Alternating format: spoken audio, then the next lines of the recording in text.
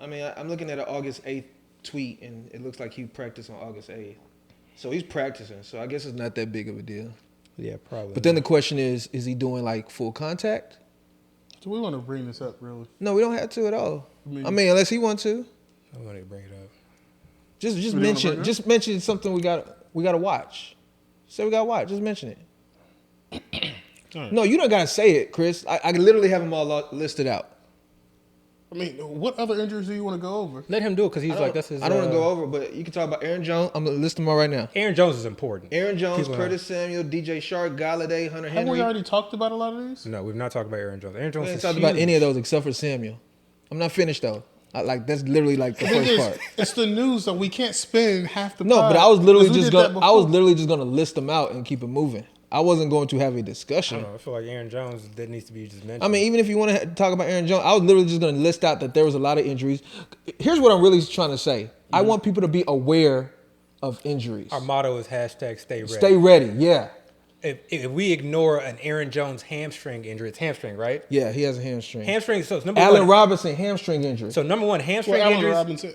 Hamstring injuries are known to recur as well. Exactly. Right. And again, I'm not saying. Issues. Look, we're not. I think me and Abby are a little off. We're not changing ADP. I think we're not adjusting ADP. We're not changing ranking. I think Abby wants to have needs to be a full discussion. I don't have a full discussion. I just want to literally say. Okay, just because that's the thing. Like, if you're not changing your, if you're gonna tell people that you're not changing your ADP based on this information, then why are we talking about it? Because you need to be aware. You have to be aware. That's part of it. That's our thing. It's not affecting anything that you're doing. It does. But most of the stuff. It does. But most of the stuff. Because guess what? These are data points. Yeah, data points. These are data points. Most of the stuff we talk about is not affecting our ADPs, though, Chris. You do realize that. Like most of the stuff we talk about is literally just talking about it. We just want to know everything. We just talk about it. And we want the viewers to know everything. You have to be aware of these injuries because what if it re-aggravates? You know what I'm saying? Or what if we know he's missing practice time now? That means that it should affect how you feel about that player and thus affect their ADP. But we're not there yet. Even if it does. But we're not there yet. I'm saying, what if it re-aggravates future teams? Perfect example. By that time, it's too late. Perfect example. No, it's never too late. Players are in tiers. Remember, we were asked to put out rankings. Never too late. We don't do rankings. We do tiers. So if players are so close to one another, and it's hard to try and it's hard to try and adjust a player, move him down 1 or 2 spots. You can use something as a hamstring to say, okay, I either have equal amount of shares. I don't care what you gotta say. I'm not trying to be like Cap Abby have a full conversation. I just want to mention. I just like to talk. If you don't let me mention, I'm gonna spit it out anyways. Yeah. I just like to talk. Look, I just want to, because again, I just want people to be aware because I didn't finish my list, by the way. If we need to talk, I can talk about my Draft Sharks Invitational. We don't want to talk about the Draft Sharks. Hey, why don't you want to talk about my Draft Sharks Invitational? Nobody wants to hear about Chris. Let me finish though. Let me finish, Chris. All right.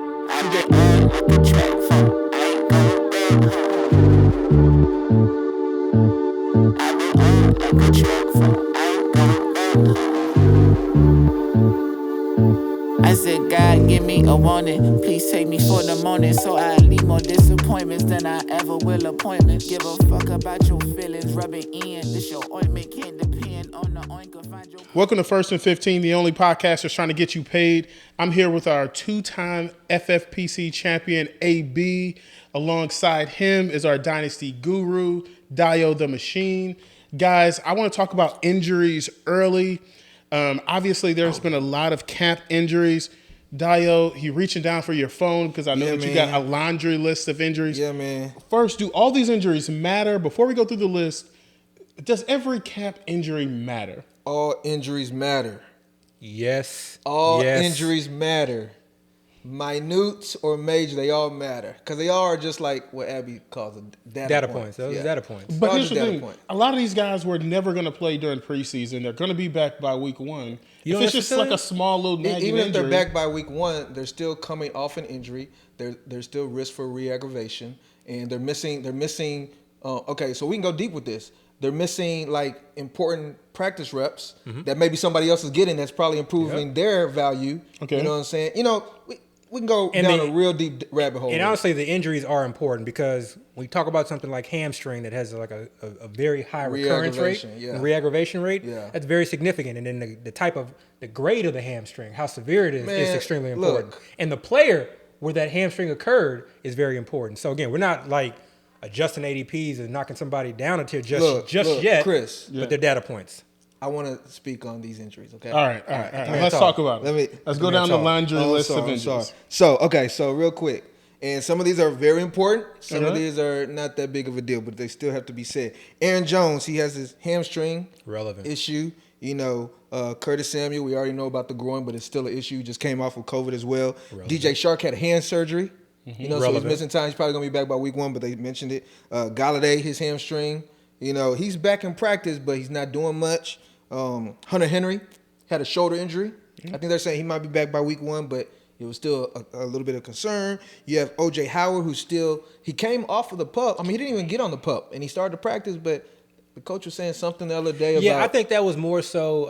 I think he was just saying he's still getting into it. There were a couple of shape or something? Yeah, there were a couple of catches. There were contested catches, tight spaces, and he just felt like he maybe wasn't as aggressive as he... Okay, so T.J. Hawkinson, I don't think a lot of people are really paying attention to that. He didn't finish practice yesterday or the day before, and he didn't practice today. You know, so there's something. I don't even know what it is. They haven't really mentioned it. So he's a high pick, so that is important. Rashad Bateman, that groin or core injury.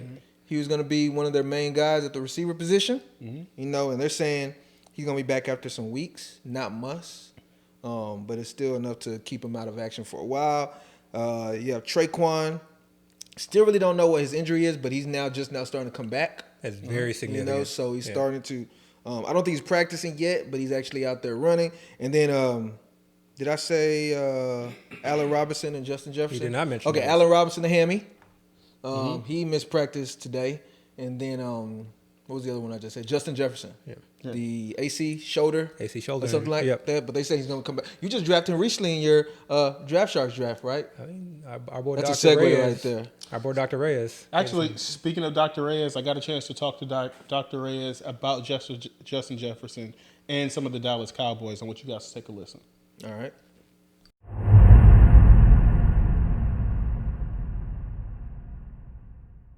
Justin Jefferson, just a quick update, suffered a grade 1 AC joint sprain. He was going for a ball while catching and slammed into the ground with his left shoulder, producing a posterior force into the shoulder. Now, that posterior force went backwards into the shoulder joint itself. As he hit the ground, he did, writhe in pain. However, the initial reports showed that it was just a low-grade 1 AC joint sprain with no clavicle fracture or no other damages to any of the other ligaments. That is a good sign. The report showed that also the day after, he was in no sling, but he was at practice. He didn't want to move that left arm too much and wasn't doing much at all. However, most of the reports have showed that it was just a grade 1 sprain. The grade 1 sprain is just a sprain to we call the acromioclavicular, that is keeping together the clavicle, which is your collarbone, to your scapula, and there are surrounding ligaments also that would identify it as either a grade 2 or grade 3. If the other ligaments were involved, then that would be grade 2, and then any rupture would be grade 3. Again, it looks like he just skated by with a grade 1. The thing about that is that we don't want to see any type of recurrence. Most of the forces we see on AC joint sprains are coming from an inferior force, so something that comes from the top of the region of the shoulder and then hits down into the shoulder, causing disruption into that AC joint. What we want to see over the next couple of weeks, especially in the next couple of days, is that as he starts to ramp up his catching drills, that he's not having any pain with catching, overhead catching, or even driving into the ground with his shoulder, bracing himself either by a defender or by himself or being tackled. Those are things we're going to be monitoring over the next days and then a few weeks, and we'll give you some updated information on that.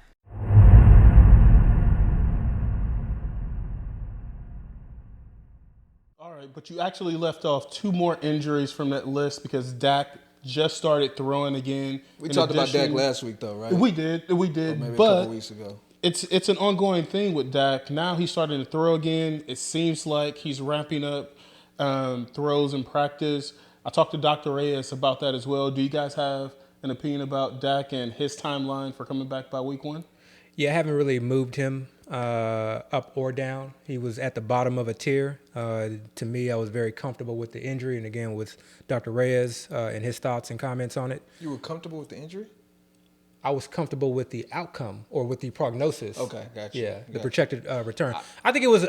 I do feel that it was a compensatory injury in a standpoint that he's just kind of getting used to it, and he had probably been ramping up, throwing, compensated for something. Exactly, and so let me ask you this: when you heard that the Cowboys were talking to the Rangers and with other organization about information about the injury, did that concern you a little bit? Meh. Okay. Actually, I'm glad you said that because Dr. Reyes actually talked about that. The reason why they talk to baseball trainers is because the type of mechanism that is used for throwing a football is similar to certain overhand quarterback throwing. And so he talks about that. Let's listen to that clip for a second. Okay.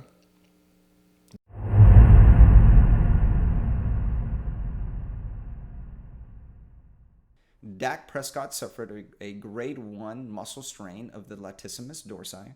Now, they sought out some advice from experts around the league and then also some baseball affiliations that also see some of these common injuries in overhead athletes. And they noticed that in overhead athletes, especially pitchers, they had to shut them down for the first few weeks in order to allow that muscle to completely rest. So that is what actually they did with Dak Prescott. They allowed him to rest for the first couple of weeks. They shut him down. They did not allow him to work through it, therefore giving him ample rest. With a grade 1 muscle strain, you can expect anywhere between 2 to 4 weeks of that muscle to recover itself. You'll see about 6 to 14 day healing phase where it's scarring down, bringing back all these healing cells so that the muscle can scar itself and then refunction itself to dynamic movement. Then you're going to be looking at some more weeks at strength conditioning and then looking into practice and then return to play. He has actually returned to light practice and light throwing as we expect. There's about a few weeks left of the preseason, so I don't expect him to be in the preseason. I expect him to dress out, but during practice where you're going to see most of the game. They're going to be looking at that week 1 of the season opener to be his target date of return and looking to do everything to get him back into week 1. Barring any setbacks, I don't see any delayed healing with that. If there is a re-aggravation of that muscle or that muscle pain continues to linger, then that might bleed into week 1 and week 2. But I definitely see him recovering. And all reports show that he's doing most things now without pain. And so that is a good sign.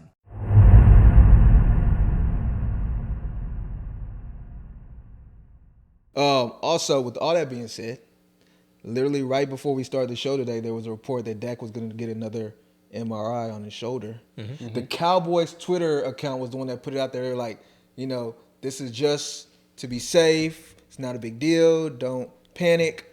But Dak is going to get another MRI. Like, it's kind of weird. But right. So what do you think from that then? Like I said the last time we talked about Dak, I'm one of those things where just wait and see. When he's back, he's back. Because we can keep saying he's going to be back next week, and then next week we hear, he had a setback, he's going to be back after a few weeks, or he's going to practice tomorrow. Today he's hurt. Data we'll points. See what tomorrow, exactly, data points. Well, that's kind of how I felt about Amari Cooper as well. I felt like once we heard about that ankle cleanup in January that he would be back by now, practicing by now. And then now, he's not practicing. He's still injured. Talked to Dr. Reyes about that as well. Do you guys have any opinion about Amari Cooper and him being ready for week 1? Yeah, I'm not concerned at all about Amari Cooper given the injury.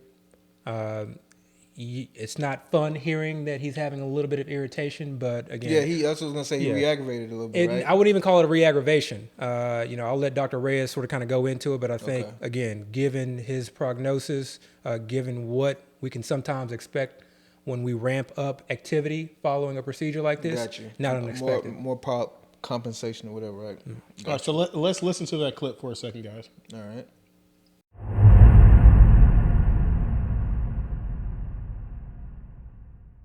Amari Amari Cooper actually went through, and we call an arthroscopic debridement surgical intervention. That is actually what we call a cleanup. They actually went in and removed some bone and also some tissue around and around his ankle. The reports don't say specifically where, but it doesn't show that there was any tendon or ligament repair done. So that actually improves his healing because of that. This was done on January 7, 2021. He's had about 8 months to recover. Now, he's had ample time to recover from that and ample time to recover from the surgical intervention. It's not alarming or surprising to see that he is experiencing some discomfort as they ramp up some of his sport-specific drills. He's going from low intensity to moderate intensity to high intensity cutting, high intensity jumping, high intensity running, and producing forces against other people too, and sustaining tackles and those types of things. We're going to be ramping up his activity, especially the sport-specific drills, over the next couple of weeks, specifically doing some in practice. I don't foresee him, dressing out for preseason, especially preseason 1, 2, or 3. Just kind of like Dak Prescott, we're going to be looking at ramping up his activity level in the next couple of weeks to ensure he's ready for week 1. And so be looking for week 1 to be ready for him.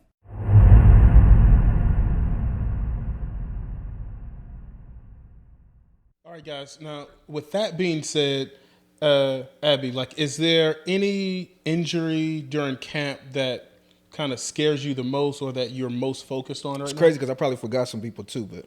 Oh, yeah. Yeah, for sure. The Aaron Jones one has me a little nervous. Hamstrings in any player are never fun, but he's definitely someone with a lot of speed. So that's one that I really want to pay attention to. Kenny Golladay one, I think, is more of a relief, knowing that he's just back out, catching balls off the jug and just back on the field. He's not a fast twitch type guy, so I'm less concerned about that, but that's more of a relief than anything else. And the Rashad Bateman news, never want to see a player get hurt, but I think that's very, very significant. He was obviously getting a lot of buzz, and maybe rightfully so. We know Marquise Brown has been out with injury, but it seemed like he was really, making a name for himself and earning some significant snaps in that rotation. Yeah. So to me, this is something that has the potential to be very, very serious, meaning going weeks into the regular season. I agree. And then obviously as a rookie, again, missing those valuable snaps, and really for him, missing that preseason. We also see Marquise Brown coming back. And as you guys likely know, Marquise Brown is one of my higher owned players. I had to literally make this guy draft him later because he was reaching to make sure he got. I literally said, you can get him 2 rounds later. He's like, nah, I need to get Marquise. Ninth round, my ninth round Marquise Brown is just, sometimes I just have to force myself. Don't take him. Real quick. I know I said I wasn't going to say much, but I want to add a few things. Go ahead. So with the Aaron Jones thing, the thing about that is we can look at that as now A.J. Dillon is probably getting starter reps. But even past that, the rookie from Mississippi State, Kylan Hill, they've been getting good buzz about him. I guess he's now, let's just say he's a third running back on the team as the rookie. So that means he jumped Dexter Williams. I don't even know what other running backs they have on the team. So just pay attention to that because now he's one injury away. You know how it goes because the Packers tend to probably run 2 running backs. So he's one injury away from being one of those 2. The other player you said, Kenny Golladay, him not being there, I saw a report that said Slayton actually has a good bond rapport with Daniel Jones. They were off a little bit last year, but the year before, people kind of forgot about Darius Slayton. He had that rookie season where he was, he had that little stretch where he put up quite a bit of points. They added obviously Golladay. They added Kadarius Toney. John Ross. Who's also injured. But Slayton is still there. Slayton's still he might be the fastest guy there. Maybe John Ross. I forgot about John Ross. But besides John Ross is hurt again too, I think. Yeah. But besides him, Slayton is their deep threat. Yeah. So don't forget about them. And then Bateman, Sammy Watkins. Sammy Watkins always, he does us good and then he disappoints us. So beware, but it's still Sammy Watkins. He has the talent. And I know this is my bias, and it's one of those things that I'm just going to be upfront. I'm going to be honest with myself. I'll be honest with the viewers. I love Marquise Brown. So I understand that Sammy Watkins is doing some great things. I understand he's reuniting, with Greg Roman. where he, did some, pretty good things with the Buffalo Bills. But my eyes will not deceive me. I know what I saw the last half of last year. So again, I'm not saying, but I 100% agree. Don't forget about Samuel. And he's a free pick. I feel you on Hollywood, and I like Hollywood a little bit too. But to me, the pass catcher there that only matters is Mark Andrews. Really, to me. So now, you famously said that Carson Wentz is broken. Yes, I did. And you had me caping for you online with you can't be arguing some with guy in people the online, comments. man. Yeah. Come on, man. Some guy in the comments. Let them do their thing. Yeah, we like the comments. We want it. We want all the hate. We want all the hate. We want all the hate. We want all the smoke. I want it all. I want it all. I don't want just to y'all doing a good, They over here like Spartacus and stuff. I'm ready. Oh man, I was need ready. it. I was like, he's broken. I started listing all the injuries, but Carson Wentz allegedly is expected. Him and also Quentin Nelson expected to be back week 1. 1, are you buying it? And 2, do you still stand by that Carson Wentz is broken? Wait, and I'll let you do, but it hasn't been stated he's expected back. They're like trending that way. Right, right. So it's possible, but it's still, not likely from what I interpreted from the reports. I said last week that Nelson actually said he'll try to be back by 1. Out of the 2, I actually expect Nelson to get back sooner. I just feel like out of the 2, they need Nelson to be back. But sooner. he seems like that type of guy. You know. I mean, we can already say Wentz's injury history. He always gets hurt. He misses time. So we almost expect him to get hurt now. Yeah. Nelson though, he seems like the guy's like, I'm going to try to get out there. Now the injury is the injury. If he can't get back, it is what it is. You already know where I'm going. I know where you because I saw your face. Right. But again, I'll let you go. Yeah. But I mean, that's what they said, but I don't think it's truly like a likelihood. Okay. A couple different things. Number one, I don't believe in the whole injury-prone business, okay? All right. A lot of these injuries are, they're not related to one another. So the idea that Carson Wentz is broken, I don't subscribe to that. Oh, yeah, so I got to agree with my mans that, that was going at you on YouTube in the reviews. I agree with you, fam. Okay. Second thing, there is nothing to buy, okay? Nothing has really changed from, since they had surgery to, when they were seen on the sidelines. In fact, the only thing that has changed is that they were seen on the sidelines without a boot, which isn't all that unexpected. There was a tweet put out. That's what changed. But look, exactly, a tweet was put out. Exactly. So they can't do anything until that wound heals, until the surgical incision site heals. Yeah. So they don't know what they can do. But they don't know anything about rehab. Nothing has changed unless, this is the one caveat to that. If from a surgical standpoint, and I think this really could only be the case with Wentz, I believe, but from a surgical standpoint, if it was a very, very, very minor procedure, then potentially we could see him back sooner. I have less hope for someone like Quentin Nelson, who's a bigger body individual. I think what a lot of the reports were saying was the fact that they were at practice, but they didn't have like a knee brace. I don't think that matters. Or any type of support. So I think that's what gave a lot of people confidence. Yeah, I understand. I mean, again, y'all know how I feel about injuries. They'll be back when they're back. Yeah. We'll see it when it happens. Until then, I'm not in the speculating business. Yeah. They're not available for me at the moment, so just keep it moving. Quentin Nelson is to me the major key there. Because really, this is all relevant because of Jonathan Taylor. And then for some people, the pass catchers, if you're high on the Pittmans. You're still low on Jonathan Taylor, right? We talked about it last week. Because I'm still kind of – I'm actually buying the dip. Yeah, I don't mind buying a dip. I never mind buying a dip. Yeah, but I don't even have We're not gonna have a crypto I don't even have much worry conversation. about Jonathan Taylor, to be honest with you. So before I wasn't drafting Taylor at all. Yeah. Like at all, because I don't think he was valued like in the mid first at one point. You were saying right? I want my second round Jonathan Taylor. Yeah, I wasn't even saying that. I said I just didn't want him. Yeah, because he was just going in a place that I'd rather have other guys like Zeke. Yeah, but now if I can get him in the early second, mid second, I'll take it. Yeah, I'll take it. If you had to hold my feet to a fire in terms of what my rankings are right now, he is behind Joe Mixon. Yeah, you said so. That It's he's still going in the second round to me, the mid second. So it's not a huge deal, but it's enough to where I'm not very comfortable with that injury situation. With the Colts. What do you think about mixing with Okay, so we're hearing all these reports. The Bengals offense is struggling in practice, and their receivers, Burrow. I know you're pessimistic about. I'm not going on Burrow. I know you want to go on your soapbox with Burrow. Let me get on my soapbox. I'm going to ask one real quick question. Yeah. With all these concerns with the Bengals passing game, is there any concern whatsoever with Mixon? Because the offensive line is, not looked at very highly. But everybody's still kind of high on Mixon, so I'm just kind of curious. So the main reason that I had Mixon where I had him, which is in the very bottom of that tier, is because he was going to be a workhorse. He was going to be a bell cow. He was going to get all the in-between tackles, the goal line work, and how confident in the passing are you game. in that, though? I'm very confident in that. He's going to be the true bell He's not cow? getting 100%. He's probably not even giving 75%. But in terms of what we define bell cow and workhorse back these days, I think he is going to be that. So I think it's agree. a volume I agree. play. I'm just playing devil's advocate a little bit. No, I think it's important though. But that's his offensive line is the reason why I have him lower. And even though he's going to be in there on third down and he's going to get some work in the passing game, he's not your typical running back that you scheme open in the passing game. Eckler, Kamara, CMC, He can actually run Dalvin routes and Cook. stuff.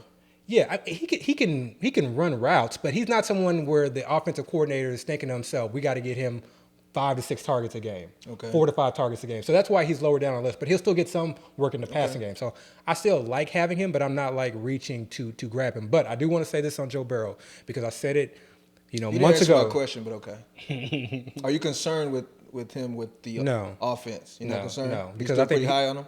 I'm not high on him. He goes, well, where you have him? Are you still okay where you have him? I do, but because he's at the bottom end of that tier of the running backs, but he's also I also want to take that group of wide receivers before him. Yeah. The DeAndre Hopkins, even the Justin Jeffersons, the DK Metcalfs. Yeah. I want all those guys before I get to Joe Mixon. I only bring it up because y'all know I was big on Mixon, but with these reports, I'm just starting kind of thinking to myself I do want to get to those reports. So the reports to me, I have two different sides to this. So if you guys recall back to a few episodes ago, I kept telling people that Joe Burrow's ACL injury was a complicated ACL repair. Right. So even though we may anticipate that he eventually towards the midseason, he may be 100% of himself, I felt like he was going to struggle to get there.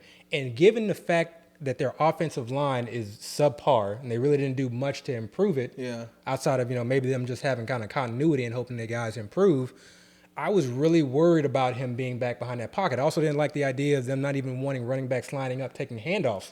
In just the event that they may trip and run into his knee. I understood it, but when they came out with when all these reports are coming out with, they look bad. Honestly, I pay that very little mind and attention. Right. Call it confirmation bias if you want, but to me, that's just more indication that, again, I expect him to start off slow. So if you were high on Joe Burrow before all of these news, buy the dip. If you were high on Chase before all this news, buy the dip, Yeah. So because eventually they're going to get there. But that's why, that was one reason why I didn't want to get, Jamar Chase where he was going before. Another reason why I didn't want to get T. Higgins. And that's the main reason why I was on someone like Tyler Boyd. Right. Because when you're a quarterback who's coming off an ACL repair and you want to stay healthy and you got a shoddy offensive line, a leaky offensive line, you're going to want to get the ball out quick. Right. That helps out Joe Mixon. That helps out Tyler Boyd.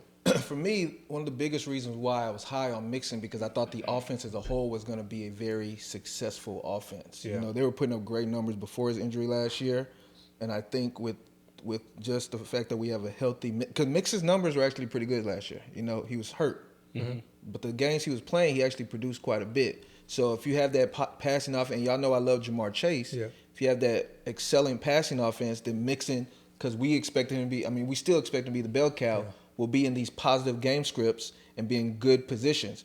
But now if you're telling me the offense isn't going to be as successful and we're hearing these Burrow concerns, it's like, okay, I had to consider like, why am I high on Mixon again? But the place he's going is actually pretty good. Yeah. So, I'm going to still draft him. That's the last thing I want to say about think about him a little bit longer now. Last thing I want to say about the Bengals offense in general, I've not been as high on them as everyone else is. I love those guys. I understand like the weapons that they have. I love all of them. But when I look at that offensive line, when I look at Joe Burrow coming off of an ACL, and when I look at their offensive coordinator, who I just don't have a lot of high hopes. He's not someone that I see as a very creative play caller. I think a lot of their offensive production just came because they were just so far behind. But now when you have playing catch up. Like that. Exactly. But now, again, you're going to be in a division. You're in a division where you got to play a Browns defense that's better, a Steelers defense that's better, okay, a Baltimore defense that's better. Yeah. So, you're playing those guys twice a year. So this is going to be an offense that's going to have ups and downs. Yeah. So maybe best ball, that's the kind of the cop out,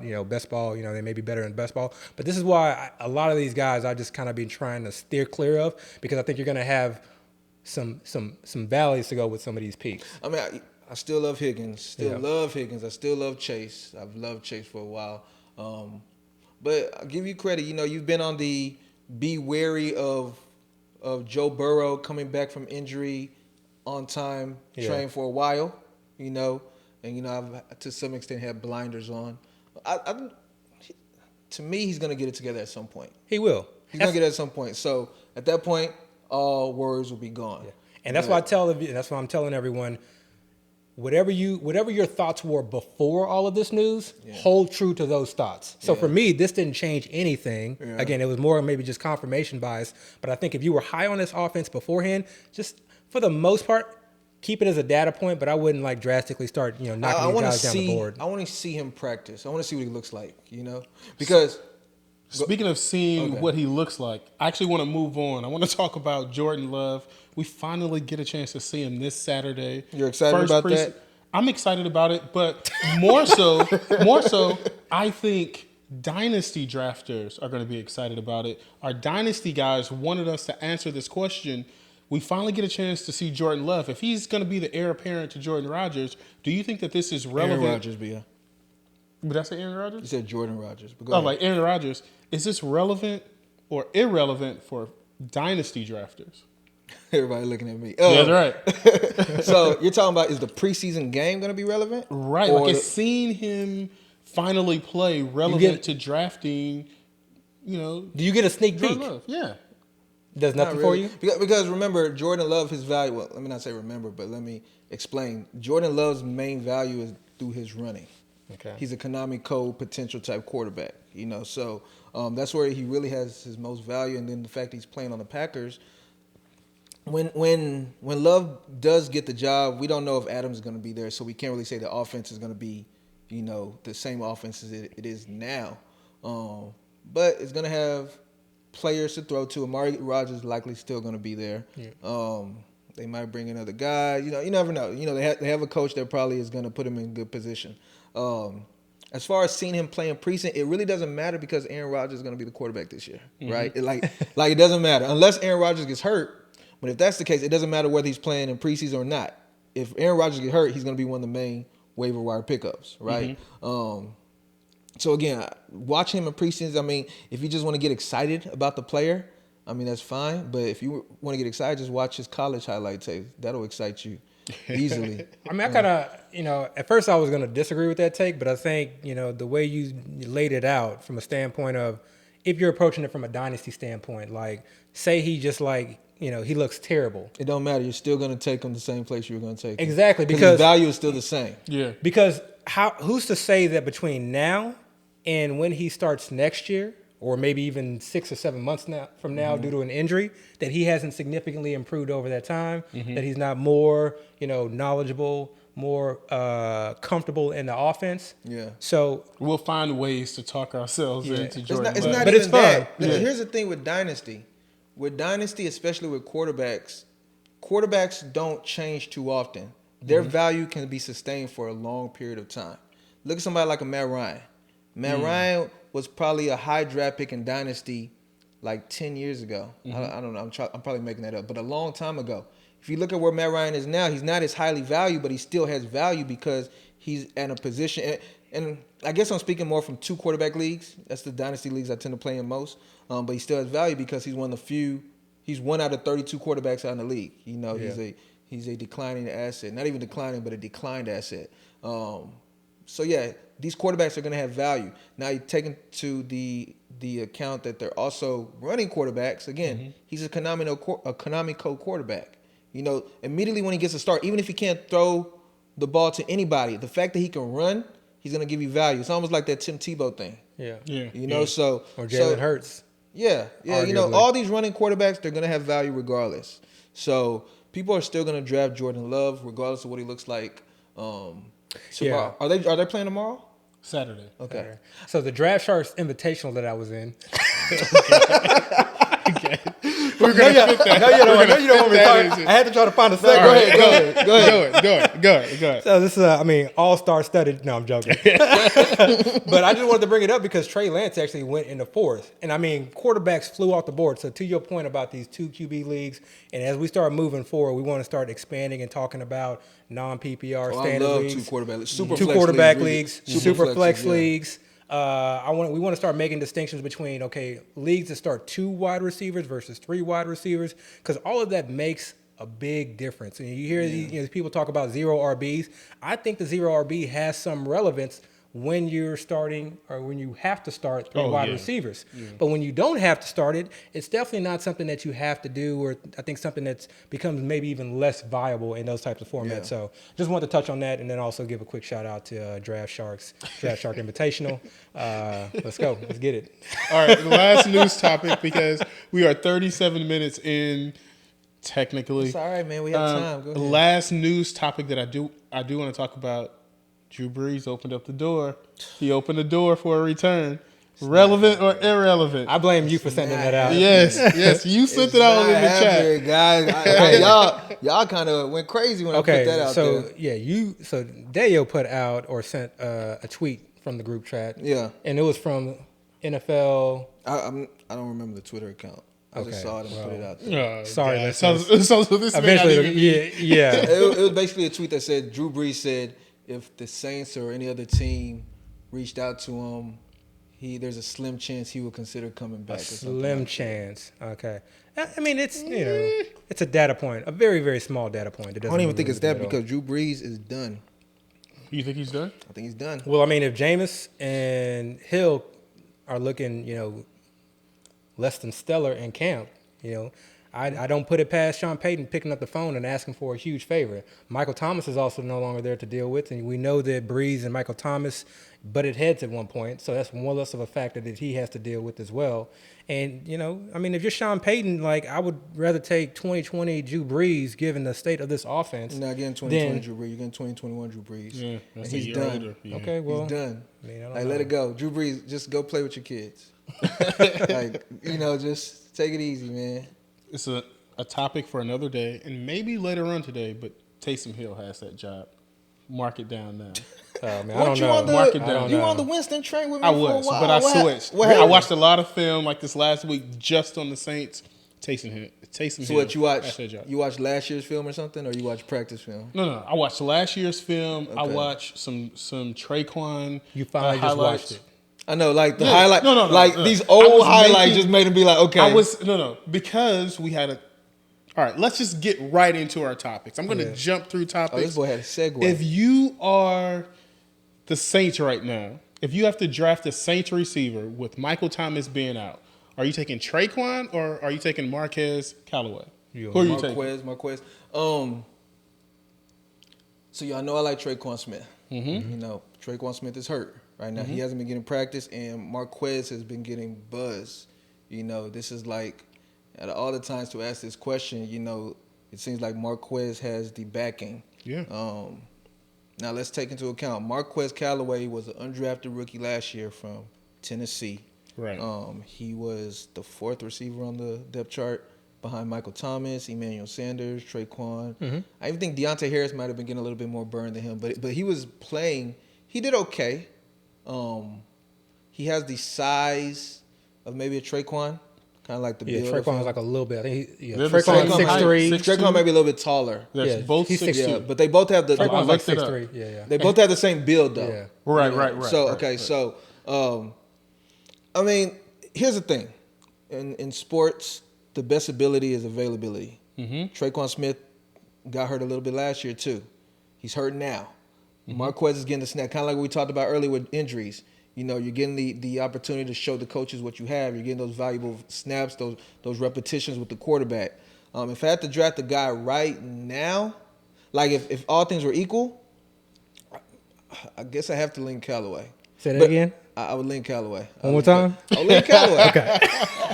But talent-wise, if Traquan had been practicing up to this point, regardless of what the reports, because I don't care about the reports, yeah. Mm-hmm. but regardless of what the reports were, if Traquan was healthy, mm-hmm. and you ask me this, even if there was the same buzz for Marquez, I would probably take Traquan. Okay, I think that's a very good point that you bring up. So we hear about a lot of this buzz that's coming out of camp. It's important to understand who's on the field and who's not. Right. So if you see it, like this Callaway, buzz. Yes, I think it actually helps him out, but I'm not putting a huge amount of stock into them saying, "Oh, he's like the most dependable." They have nobody else there. They have nobody else there. There's a bunch of, and I'm a Callaway guy. Like we talked about it in the previous podcast. I would rather have Callaway, and I've been trying to get him in as many drafts as possible. But again, that being said, with Traquan being out, I'm not really putting much stock into these camp reports. And I think you have to understand that. Like if guys are missing camp, so same thing with someone like Sammy Watkins. That's one reason. I was kind of joking before, but that's one reason why I'm not putting a lot of huge stock into Sammy Watkins, because who else is catching balls? Right. Who else is catching balls? And you talked about it before. Like Lamar wasn't even at practice up until right. So he wasn't even getting reps with the quarterback. He wasn't even getting reps with the quarterback. So a lot of different things going to play. But getting to your question, Marquez Callaway. Yeah. Marquez, man. Marquez Callaway. Was it Marquez? Marquez. Yeah. Okay. Marquez. Q. All right, 6'2", okay, just a little bit shorter than Traquan. He's not as fast as Traquan Smith, though. Okay, so I think it's important. But I think that's important because I think Traquan will stretch the field. Traquan is a field stretcher, which is what I want. Remember, I like Traquan, just to put that out there. Okay. Which is what I want. Yeah. I want the guy who's going to be more the possession receiver. And when you go back and you look at Marquez Callaway, specifically last year, and it's a very small sample size. I think he had an excellent catch rate. I think he was like 22 out of 23 or something like that. Don't quote me on that, but. What I liked about him is that, yes, he was an undrafted free agent, but he immediately saw playing time. Yeah. Special teams. Yeah. When Michael Thomas went down, they trusted him, and he came through. He was fearless. Coaches love that. He looked like a veteran. And when you look at the type of catches that number one, I love someone who knows how to get open in the zone, because that tells me how smart you are as a player. Yeah. You come in as a rookie and do that, very impressive. Undrafted too, yeah. Again, small sample size, but he caught the ball in space and he caught the ball with his hands. Yeah. No, he looked good. He looked good. Okay, he's not somebody who's just gonna, a bunch of yak or be running by guys, but he really wasn't that in college as well. Okay, so the point you just made there, that's really what gives me a little reservation because, he might become a possession guy. He might get a bunch of catches, but I want somebody who's gonna give me touchdowns. I want somebody who's gonna stretch the field. I want those big plays.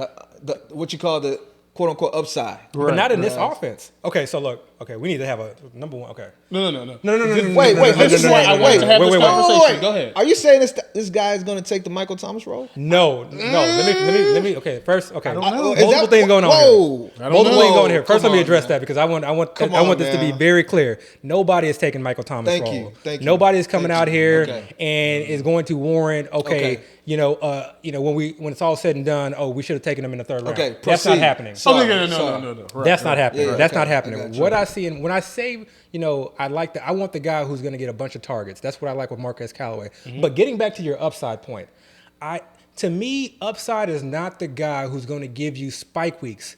Slot receivers can give you spike weeks. Go back and look at a guy like Cole Beasley. Yeah. Go and look at his game logs. You saw you saw a handful of games where he had double-digit catches. Yeah. And he put up 20-plus points. And I agree. Don't tell me, when people talk about upside, I need people to define that. I don't want upside guys. I want guys who have a good floor, but who have the ability to have upside spike weeks. Wait. First of all, Cole Beasley, I agree. Cole Beasley, by the way, is a value right now. Like, don't sleep on Cole we talked Beasley. about that. We talked about that in the group chat. But even with Emmanuel Sanders being... Yeah, because that's a passing offense. And he's their slot guy, too. I kind of want to talk about that, too, but that's another topic. You're talking as if Marquez Callaway is going to be their slot guy. No, he's not going to be their slot guy. Okay. I look at him taking the Michael Thomas role. He's not going to give you Michael Thomas production. You think he's going to take the Michael Thomas role? I think he takes the Michael Thomas role because I think he's better at it. He's better at it. Okay. For some reason, they're both 6'2", but when I was watching film this week, he seemed to play a lot bigger. Marquez? Yes, Callaway. Okay. Played a lot bigger than Traquan. Yeah. And it just seemed like he looked a lot like I agree. Michael Thomas. Traquan, for the talent he has, it seems like he plays a little reserved sometimes. I don't know why. He's had big games. He's had a chance. But here's the thing, and you made a comment about these spike weeks. The reason why I like or I chase spike weeks, because those are weeks that can literally win you weeks. But anybody can get you those weeks.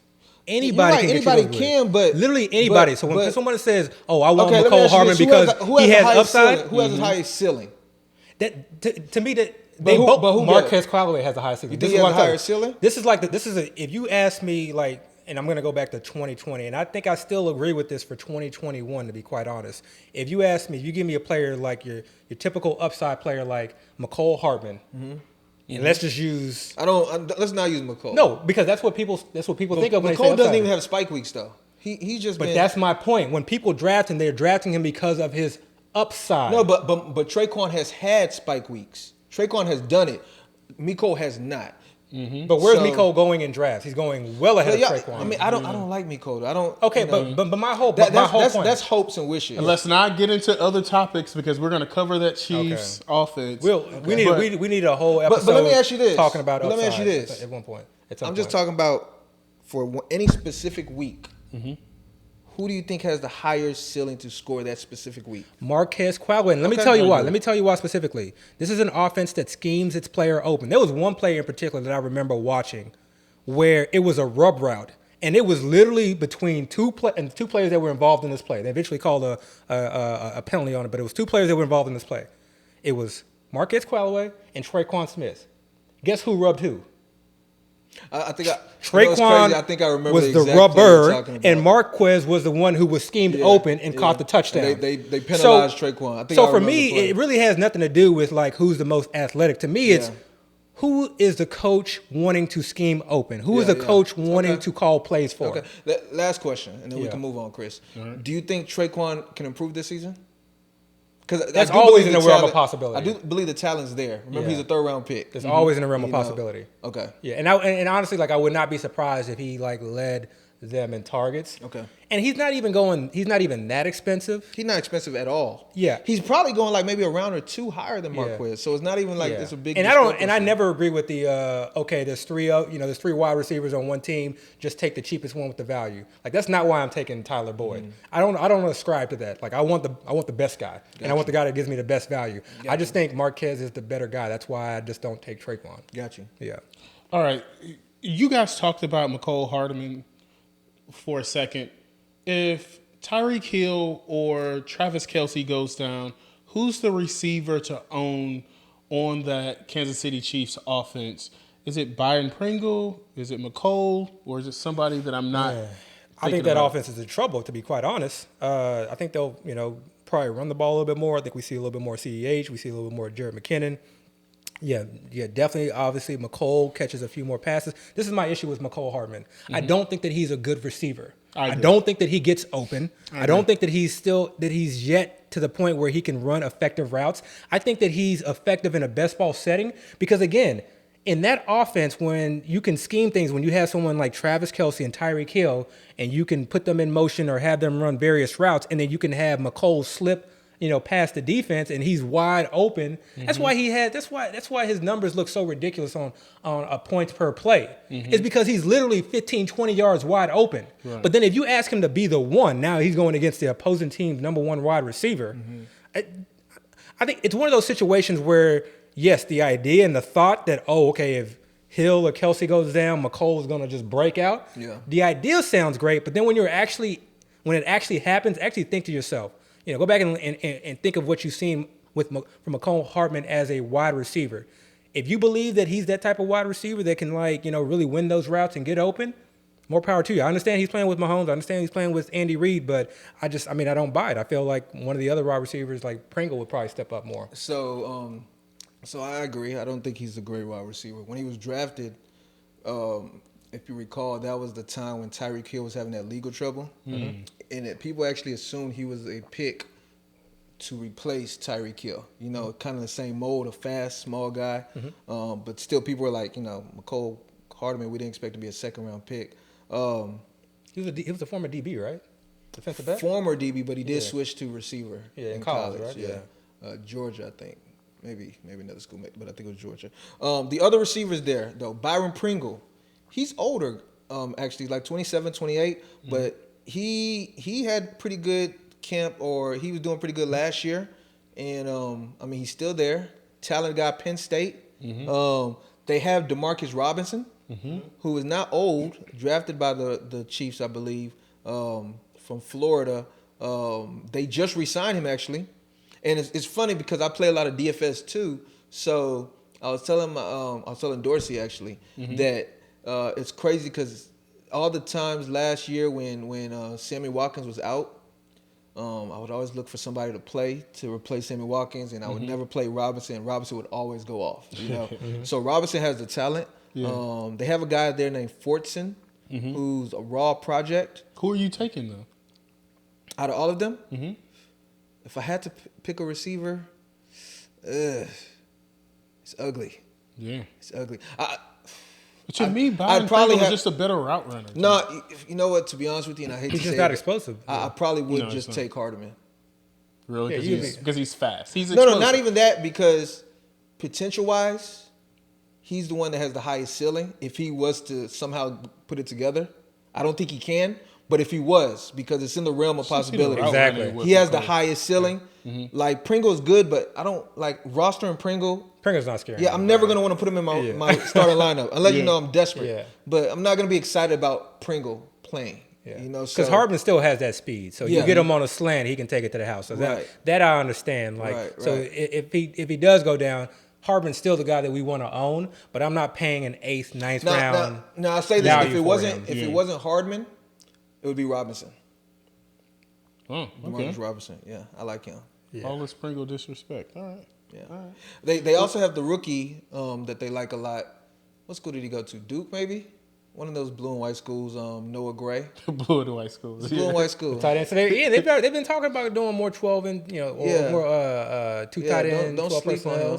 Right. So Jared McKinnon is there. He can catch a few passes. Go line up a receiver. They just may run a little bit more. Honestly, again, this is what we kind of, I don't want to get into assuming I know what the coaches are going to do in this, because this is actually a pretty far reach. But I always go back, okay, what did teams struggle with the year before, especially teams that want to advance in the playoffs and have Super Bowl aspirations? Because in my mind, that's what the coaches are going to go back and say, okay, we need to work on that. Obviously, their O-line was an issue, but they could not run the ball to save their lives. Right. So I think that, we should see, some improvement in that. And I think them, doing maybe a little bit more 12 personnel, them bringing in the alignment they brought in, points to maybe a little bit more balance, because they understand, yes, in the regular season, we can tear teams up during the past, and they will do that.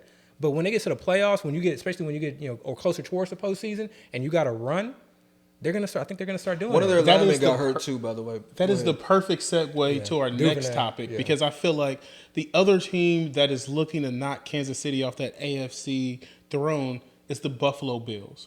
The Buffalo Bills ranked 26 in rush offense. They have to run the ball if they're going to take that next step. If you're looking at the Buffalo Bills, who's the running back to own in that league? Because they can't play a playoff game and have Josh Allen be their leading rusher. None of them. Absolutely none of them. I don't want any of them.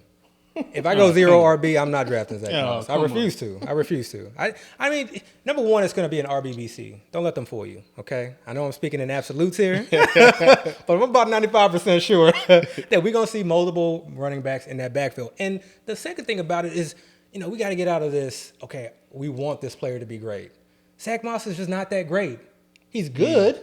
He's serviceable. Young. He's still young. Doesn't matter if he's young. You have juice, you have 4.3, 4.4 speed, or you don't. You have power or you don't. He's not you a have 4.4 guy. I'm saying you have it or you don't. He's in the category of you don't. Okay. Yeah. You have vision or you don't. You can get skinny. I mean, these things aren't things that you just you can improve on certain things, but he is what he is. And this is a passing offense. And yes, they couldn't run, but I still think they really have not done what they needed to do to improve that run. I think what they did in terms of bringing in Breida, someone like that, is try and figure out, okay, how can we complement our pass with the run? I still don't think that they've gotten to the point where they're trying to really create balance, because they understand how their offense works. Yeah. And they brought in Emmanuel Sanders. Yeah. So this is not a team. And then the biggest knocker though is Josh Allen and his double-digit touchdowns year in after year. Yeah. Running the ball at the goal line. So let me touch on a few things. Kind of similar to what I was saying about Dak some episodes ago. Now that Josh Allen has this big contract, to me there is a slight concern that they might not run him. Maybe not. Let me say as much, but maybe in more dangerous scenarios. Maybe they find themselves at the goal line and saying, "Let's actually try to just run it with our running back," especially if they feel confident in him. I'm just assuming there. I don't know, but I do feel like when teams put big investments on their quarterbacks, they become a little bit more cautious as far as how they utilize them. But besides that, when you're looking at the running backs, the 3 running backs, most people probably say 2, but I am going to say 3. 4 maybe. 4 maybe. Yeah. Do you know the 4th? What's Antonio Williams? Is that what you're talking about? Okay. Yep. So everybody mostly thinks about Zach Moss and Devin Singletary. Breida's there, you mentioned him, and then we just mentioned Antonio Williams. When looking at Moss and Singletary, when I was just considering them, because I was there as well at one point, I was leaning towards Singletary because Moss was hurt.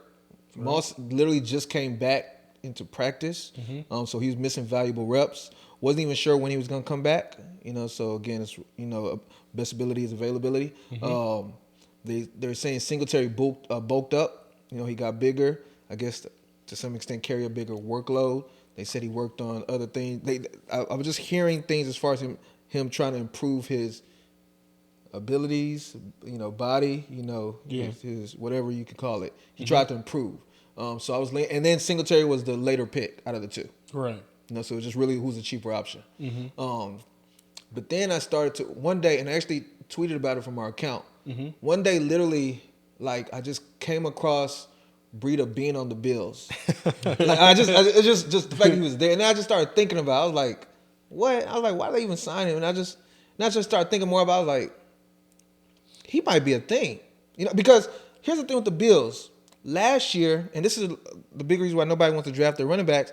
No running back really just took that job and said, I'm the guy. Right. It was almost like whoever they had back there just run the plays. People don't even care about you. It's really the Josh Allen's the main running back, and it's a passing offense or whatever. So nobody took the reins of that job. So it's almost like they're in the same position this year. They just signed Breida. Breida has a different skill set than these other guys. He's very fast. He can catch. Track stuff. So he brings a different element to the team. And they did have TJ Yeldon last year, but I don't think they used him much. And TJ's a jag of all jags. Yeah, they didn't use him much. Former jag that's like the jag of all jags. So now, and I was thinking this before Josh Allen even got his contract. So I was still kind of thinking Josh Allen was going to get those goal line touches. So I was more thinking, okay, if Josh Allen's getting the goal line touches, who is going to be his outlet running back, out of those guys? And I kept going to Breida, And then again, as far as the cost of it, Breida was going so late, if going at all, in drafts. So I was just thinking, and when I remember, I don't like to handcuff my running backs, but there's a certain point in drafts where every running back you take is a handcuff to some extent. So when I get real late in those drafts, I was just looking around, I was like, out of all the options, Breida looks good. Breida looks good. And if I look back 2 months from now and Breida ends up being the guy, I can kind of say, I can see how that happened. Yeah. It didn't come at a total surprise. He's an easy cut. Yeah, exactly. He's an easy cut. And one day we have to have an episode where we need to talk about these last few picks, how they're going to end up being guys you're going to get rid of soon because these waiver wires are going to run. And you have to realize that you're not going to keep these guys unless you don't plan on doing waivers. Yeah. So you kind of have to think about when you're drafting them in that mode that most likely this guy's not a long-term. It's just somebody I want to look at for now. Just want to take a peek. And I'm going to throw him out there back in the ocean. But anyways, real quick, sorry, we can go on. But you mentioned Antonio Williams. That's a dynasty guy. Last year, week 17 or week 16, one of those last few weeks when they were kind of prepping for the playoffs and they gave him a lot of burn, he did very well. Very, very well. Still a young guy, has a little bit of size. So for my dynasty people, if you're looking for one of those stashes, look up Antonio Williams. Yeah. And one bit of advice, whenever I mention a dynasty guy or somebody sleeper, I recommend going to go look at his highlights. Just look at the highlights.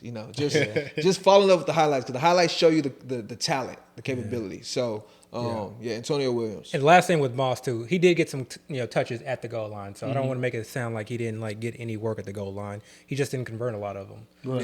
And that may change, but he's just not someone that I feel confident in starting week in and week out, hoping that he'll get a touchdown, hoping this is a game where he gets 2 to 3 targets, etc. So, I mean, I could definitely be wrong. He could definitely, end up with 60 to 70% of the workload potentially, but it's not someone that I have any interest in drafting. To be honest, I think they brought Matt Breida into that backfield because they don't trust Zach Moss. One, he was injured last year when they needed him most, and I don't think that they trust him. And I think that they wanted a change of pace running back, which is Matt Breida, so that they can still put a running back on the field, catch some passes out the backfield. to be honest, I think Matt Breida late in the season is probably going to be the running back that they So go we all with. agree Matt Breida is a pretty good value right now then? No, I'm not going I think You're not with that? I'm not going You think so? I think so. Yeah. I think so. Because I think they have to establish the run, but they still want to be a passing But team. So Matt I think Breida is not an in between the tackles type He's running back. not. He's not. Change But- up. Right. But he allows them to still throw the ball down the field, but also give, Draws and right, Even if he was just a passing back, you have to. If you ask me between all those guys, he probably would have the most value because he is getting those receptions. And we're talking with PPR leagues. Yeah. If we're talking standard, it's going to be Moss to me because he has the higher chance of getting those goal line touchdowns. But, we end up playing a lot more PPR, which is a 1 point per catch. So out of those three guys, to me, Breida's going to get the most catch. And still got to make the team, though. It's too. that's what I was going to say. It's in the realm he might not do well at all. But again, the way you're taking him, if he doesn't produce, you can, cut bait, throw him back out, roll again, so. So one thing that I hadn't considered is, I guess these unofficial depth charts. Until we started talking about it in the group chat, I had never considered them, to be completely honest. And to be honest, I had never considered them being unofficial. Like when I was drafting last year, and this is about experience. When I went to ESPN to look at the depth charts, like I assumed that those were sort of team depth charts that they were reporting. Are those important? Are these unofficial depth charts important or unimportant? I mean, to me, they're so irrelevant. If I like a guy and I see he's at the top of the depth chart, it's confirmation bias. If I don't like a guy and I see he's over a guy that I do like, I look at it as, coaches didn't even come up with it. This is the team media. Yeah. So I just gotta, I tell myself completely ignore them. They call them unofficial for a reason. Yeah. Right. I think coaches don't even know who's at the top of these depth charts, let alone people really aren't paying attention at all to a lot of this. So to speak on the point you just made, it does depend on when you're looking at the depth charts on ESPN, because there is a point when the team is going to put an official depth chart, and ESPN is going to use that official depth chart. So it depends when you get it. Sometimes, especially in the offseason, ESPN just makes their own guesses. So it's just what they feel like it's going to be like. Just kind of be aware of that. But as far as these unofficial depth charts, I agree. There's no value in them. There's to some extent. And I said this in the group chat yesterday. The only value I see in them is when I see a player listed at a certain part of the depth chart that I had no clue was even a possibility at one point. Where he wasn't on my radar. Yeah. Because then now it's like I have to now consider him possibly being a starter or even being utilized. Put like this. Somebody that's at risk of being cut, I don't think they'll list him as a starter on any unofficial depth chart. I'm not saying it's not possible, but if they're going to put him as a starter on an unofficial depth chart, maybe the team likes him. Maybe he's highly valued, In the organization. Somebody that everybody has high regards to, And again, if I didn't expect it whatsoever, for instance, and not trying to have an argument or whatever, but remember when we were talking about Mark Ingram? Oh, this is a good one. This is a good When one. we were talking about Mark Ingram, and you were like, you saw that report of him possibly being cut. Yeah. No, I didn't see a report. I just assumed. Well, somebody put a report. It wasn't you Okay. assuming. Somebody Okay. put a report that said they think Mark Ingram was going to be cut. Okay. And we were going back and forth about that. But then you look at the Texans' unofficial depth chart, and they list him as a co-starter. So now it's like, okay, somebody that's listed as the co-starter, do we think there's a chance he's going to get cut? I'm not saying he's going to end up being the starter, but now I don't think there's much of a chance of him truly being cut. Again, it's not. It makes me a little queasy. Right. I'm not saying it's not impossible. He can be cut. Yeah. He can be cut. But again, if when Abby brought that up, and I was like, yeah, you're right. He's gonna be cut. Let's disregard Ingram. Whatever. And then we come to today and like, wait. Yeah. He's listed as starter. Maybe we need to reconsider what we were thinking about. And even a player that we've all have numerous shares of, Philip Lindsay. I love him. Yeah, we have numerous shares, and so the Houston Texans depth chart comes out, and he's number one. So for us, it's not a surprise. I tried to tell y'all. It's not a surprise whatsoever. But again, I don't want to get kind of into that. That was my confirmation bias. Another one though. Yeah. Another one though. Another one we talked about the group chat recently. Travis Fulgham. Right. And Greg Ward. We didn't even bring up Greg Ward. Remember that? We brought up Devontae Smith, Jalen Rieger, because we were talking about how we didn't think Rieger was producing. He maybe just didn't have it. And we said we were like Fulgham is their third guy. Nobody mentioned Greg Ward, and they list him as a starter. I feel like so this is my thing. This is how I see the Philadelphia Eagles wide receiving core. I think it's Travis Fulgham, and I've been drafting Travis Fulgham recently in the 20th round. I think it's Devontae Smith. I do think that he's there week 1. Yeah. And then I think they kind of interchange their slot with Rieger and Greg Ward. But I also think Rieger will play some on the outside as well, and they'll use him in certain packages as well. Yeah. You know, you drafted this guy in the first round. They're not going to just say you relegated to the bench. Right. They drafted him over Justin Jefferson. Yeah. like they just can't just say, we were wrong. Like they're gonna try to prove that they didn't make a mistake. Exactly. Yeah. People like to hate on the Texans, but Philadelphia Eagles have not made necessarily the wisest draft picks as well. So that's just another example. That's really the only value I've seen it, but I do understand that there's not much value in it. Not in all cases, but in a lot of cases, the coaches aren't even aware of what's put out there. Some cases they are, but not all cases. And you know, it can easily change. A lot of it, I was looking at it because I was kind of going through all of them just to kind of see things that were interesting. I even like to look at defensive players. You know, I played defense when I was in high school, so that always interests me. But a lot of it was all based on seniority. You know, vets got starting jobs, while the rookies ended up being, some of them were at the very back of the depth chart. You know, so you really can't put much value in it. Just kind of see what happens. Like I said, just a data point. It's a data point. We're still trying to finish this novel.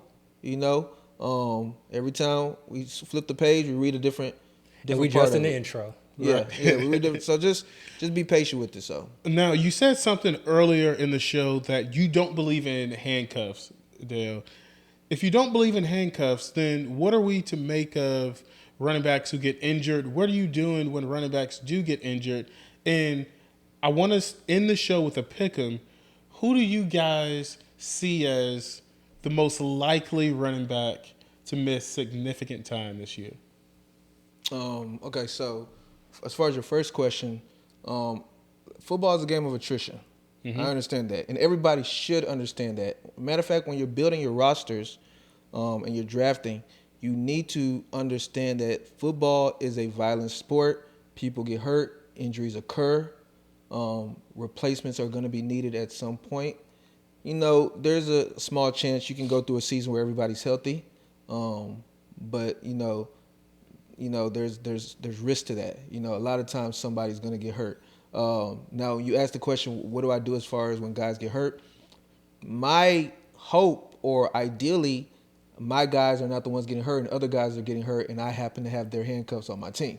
Right. So now my team just got stronger. You know, so that's ideally the goal. I mean, with all this fantasy, to some extent, it's gambling. When you take a guy in the first round, second round, you're hoping he's going to be one of the best, if not the best player on your team for the full season.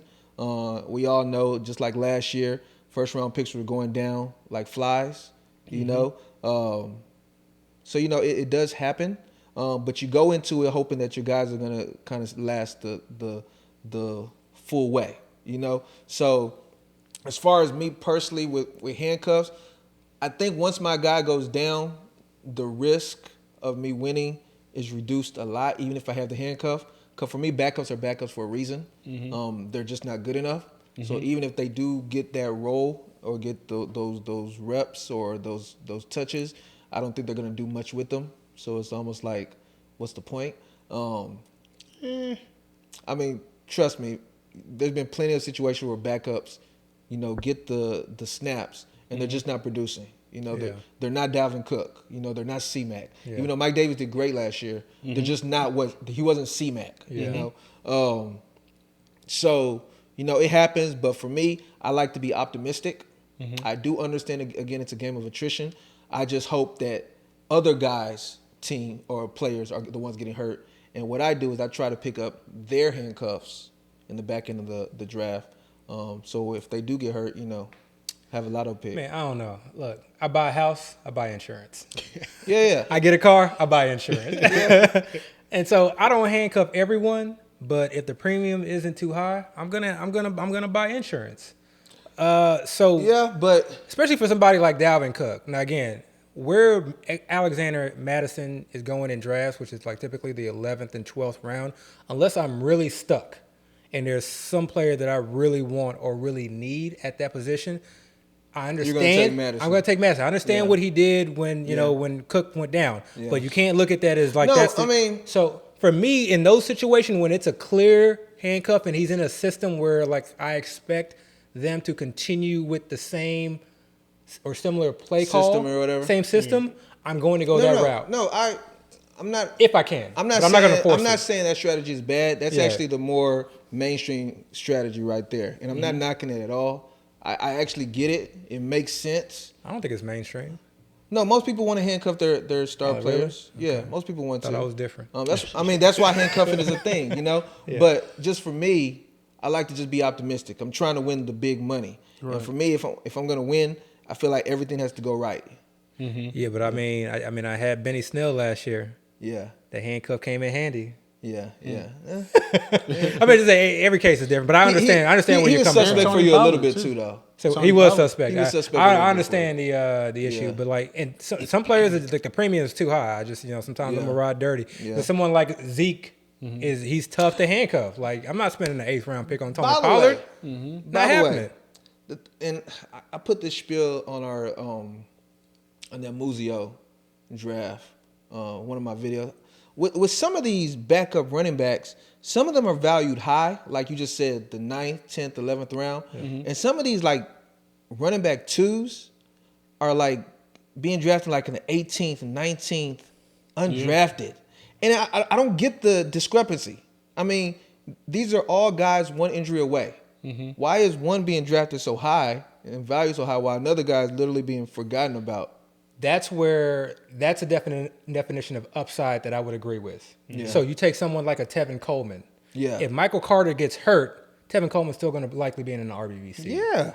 Okay. But he's being drafted so late, like the 15th round. But again, if you're playing in a large, so it's one thing to be playing like in a home league, and you like maybe you go 0 RB and you just need someone, or I guess even in like maybe a large field tournament. But in a large field tournament, unless I really need someone like a Tevin Coleman, I just need somebody to get me by for those first few weeks. Yeah. I'm usually not going that route, and I'm usually wanting to secure one of those high upside guys. I like to try to get 2 in every draft, at the very least 2. And if I'm greedy, I try to get 3 or 4. It just depends on how the draft goes. But it's usually the ones that are at the very bottom of that tier. Yeah. Damn it, I don't want to say it, but Damian Williams, he's someone who's like... he's one of them that I'm talking about. He's a running back 2 that you can get like in the 16th round. Yeah, so like... I did that. I was doing that with Damian, with even Darrell Henderson compared to like a Tony Pollard.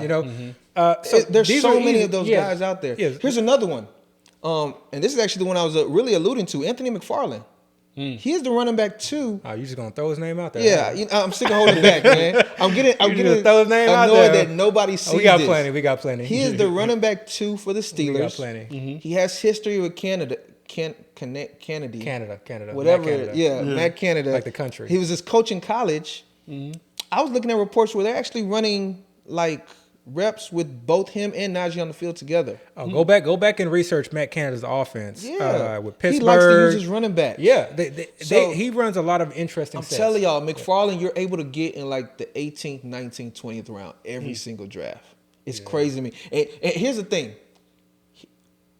Maybe people are concerned with Ballage or maybe Benny Snell. I don't think people are because I don't even see them two getting drafted. Snell is... I don't really see either of those getting drafted. So the thing about it is Najee is the running back being drafted in the first 2 rounds, so a valuable running back. You keep hearing that they're saying that they want to utilize him all 3 downs, so they want to use him a lot. You hear that they have a poor offensive line. He's like the exact type of person that has the risk of injury. Right. Like... He's the poster child of somebody that has a high risk compared to these other guys. And nobody's looking at his backup? Yeah. I don't get it. That's all I'm saying. I don't think people are quite sure who his backup is, or That's one thing. Or if the backup is going to. I mean, I don't assume any. I don't assume whoever the back is going to get Najee workload, but they could still get 60 to 70% or 60%. But and you just actually commented on it, Benny Snell. Yeah. You know, when the starters have gone down in the past with the Steelers, they found another guy. Yeah. If they're producing, they keep the guy in there. You know, if McFarland doesn't produce, then so be it. You know, whatever. I think a lot of people view him as a scat back, but I think he's more than that, and I think he'd be more than that in this offense. Yeah, he will. And he's coming into his second year, but I do like him as a very, very late round pick because again, you know, if they get comfortable, I like drafting him because I feel like we're going to see him get, you know, potentially 4 to 5 touches a game, and that's enough for me to be able to see, can he hold up for a 3 to 4 week span getting 15 touches a game. I'm gonna go out on a limb and say he actually ends up getting more than 4 to 5 a game. Yeah. From the way I've done my deep dive and seen what they're doing, if he stays healthy, the way they want to use him, they want to utilize his skill set even with Najee on the field. They'll both be on the field, I think. Yeah, they're gonna use both of them on the field a fair amount, and they like what he provides. You know, he's very fast. You know, so the other question you had, who was the running back? I'm sorry, that we would. Who would you expect to miss significant time this season? Like who's most likely to miss? Yeah, I just mentioned my guy, Najee. I guess. Oh, so you take Najee over the field? I mean, you're basically asking who is injury prone or high risk of injury. I guess. Most likely to miss significant time this season. I don't know, Najee for the reason I just said. You know, or maybe even Joe Mixon. I kind of, I don't want to say that, but you know, again, I like Samaje Perine. He has the history of being hurt. Mm-hmm. He has an offensive line that struggling. Mm-hmm. If I had to give one, and I love drafting this guy, Chris Carson, and so he's someone I do handcuff. Yeah. If I can, because again, even if I don't have Carson, I try to get as much Rashad Penny as I can. You just reminded me. But Penny's been banged up. Rashad Penny's hurt right now. This is the thing about backups. Okay, they're not playing 17 games because they're the backups. I don't need them for 17 games. Right. I don't need them for 10 games. If I can get 3 or 4 games stretch, that's all I need. Remember, Yeah, like you right said, it's a 3 or 4 war of games attrition. stretch. Yeah. So that one, imagine it being a playoff week. Carson is banged up. They're gonna rest him. Easy opponent. Yeah, Rashad Penny is just ready. Yeah. And I just got him sitting and waiting. This is the thing. Also, think about handcuffs. You got to be patient. Yeah. And then on the right team, you also got to be ready to attack. So one of the first things I look for on waiver wires are not these like wide receiver 4s and 5s. You know, I'm honestly not looking for guys like Jacoby Myers unless I'm in a pinch. Right. I'm looking for who are people dropping for Jacoby Myers? Okay, and so last year I would see people just drop some really good handcuffs. And I would just go snag them up. And then they would just, we'll talk more about the waiver wires, but you got to be patient with some of these handcuffs if you draft them. Let me ask you a question. Who is the handcuff for the Chargers? I don't want to give that information out just yet. No. It's just, to me right now, it's Justin Jackson, but I would not be surprised if he's getting a lot of run right now so that they can see if, one, can he hold up, two, do we want to keep him on the roster? Because I do think he's the most talented, but what they have to figure out from an organizational standpoint is he that much more talented than Joshua Kelly and then Roundtree, players who they will have more years on because they're, a second year and a rookie player. Yeah. For them, if it's not that much of a difference from a skill standpoint, they may feel like even though Justin Jackson is a slightly better player, it may be easier just to cut him.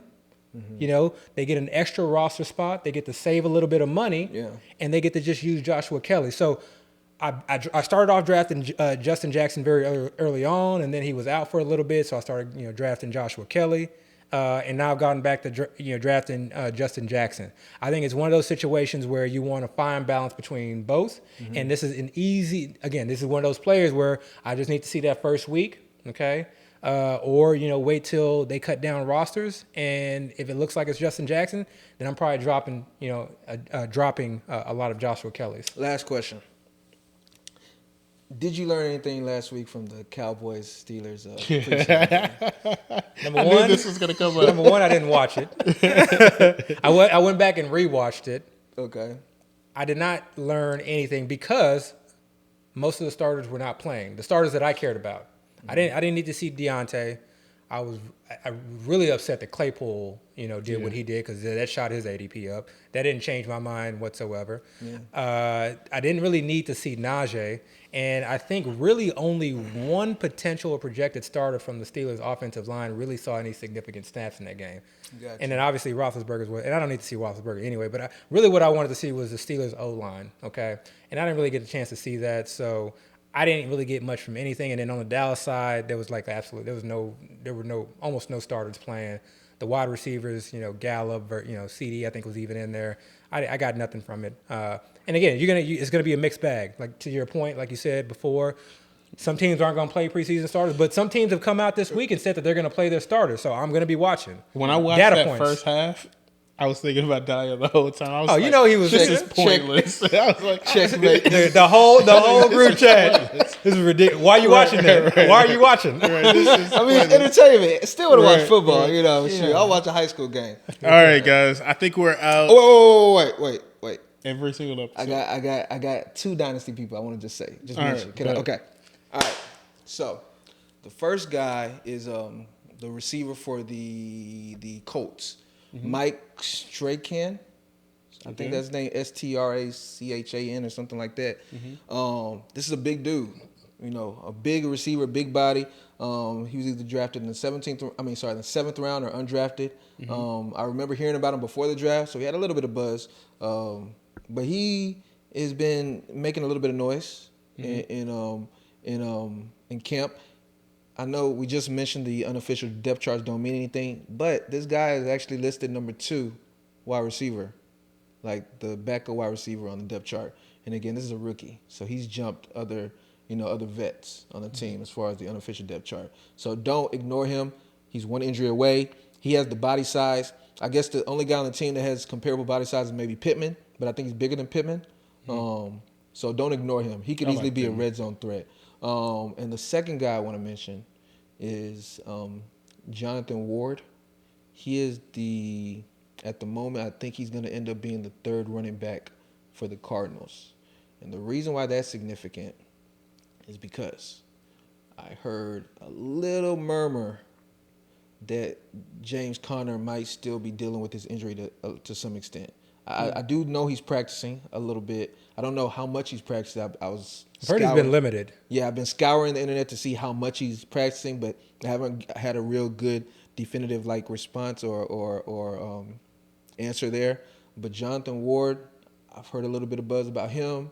Young guy, 3rd running back.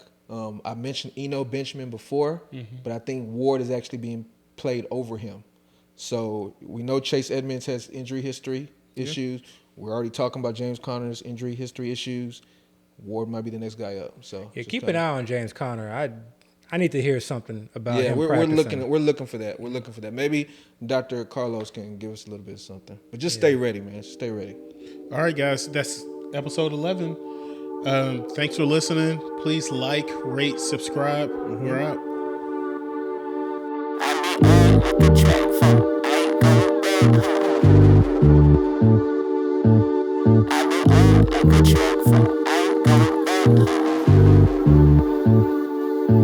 I said, God, give me a warning. Please take me for the morning, so I leave more disappointments than I ever will appointments. Give a fuck about your feelings, rub it in. This your ointment, can't depend on the oinker. Find your pick in the blanket.